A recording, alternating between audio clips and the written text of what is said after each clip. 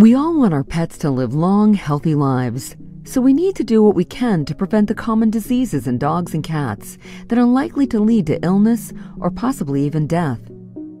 For example, heartworm disease is an important cardiovascular disease of dogs and cats caused by a parasite known as Dirofilaria immitis. These worms can grow to 6 to 12 inches in length and live in the pulmonary arteries of the lungs in both dogs and cats. They are transmitted between pets through the bite of the mosquito.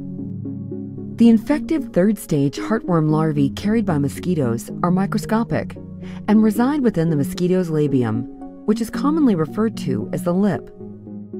When a mosquito feeds and its stylet is inserted through the skin, the labium bends, releasing a pool of a blood-like fluid called hemolymph that contains infective larvae onto the skin.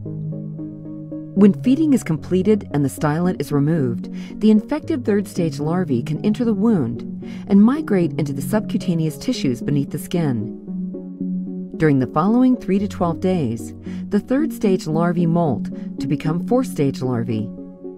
Over the ensuing 50 to 70 days, these larvae undergo their final molt in the subcutaneous tissues and muscles to become immature adult heartworms.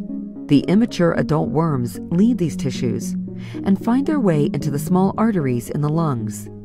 At this time, the thread-like worms are about 1 to 1.5 inches in length.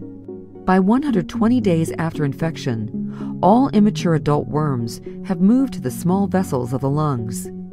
As the young heartworms mature, they increase in size to between 6 and 12 inches in length. By 6 months of age, many of the adult worms will begin to reproduce, releasing embryonic larvae called microfilaria into the bloodstream. These microfilaria are microscopic, allowing them to be pumped through the lungs, back to the left side of the heart, and then into the general circulation. When another mosquito bites the infected pet, the microfilaria are ingested along with the blood meal. Once inside the mosquito, the microfilaria transition to first-stage larvae, then molt to the second, and eventually third-stage larvae. The third-stage larvae ultimately migrate to the mosquito's labium, and the parasite's life cycle is completed. The mosquito can now bite and infect another animal. In an infected dog, disease begins to occur shortly after immature worms first enter the pulmonary arteries. Inflammation caused by these small worms damages the lining of the blood vessels, causing thickening of the walls of the arteries where the worms reside.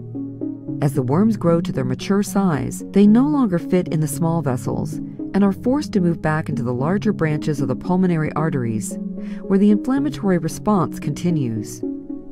The persistent inflammation causes progressive thickening of the vessel walls, ultimately leading to scarring and potentially irreversible changes. While adult heartworms can live up to 7 years, worms die at various ages. As they do, dead worms collapse and are forced by the blood flow into the smaller arteries. When this occurs, blood coagulation is activated, resulting in clot formation. This, in addition to the dead worm, often causes complete occlusion or blockage of the artery. The lung tissue surrounding these occluded vessels also becomes inflamed and severely diseased. As blood vessels become progressively thickened, less compliant, and obstructed, blood flow is impaired. Eventually, blood pressure within the pulmonary arteries and right side of the heart increases, which can lead to heart failure.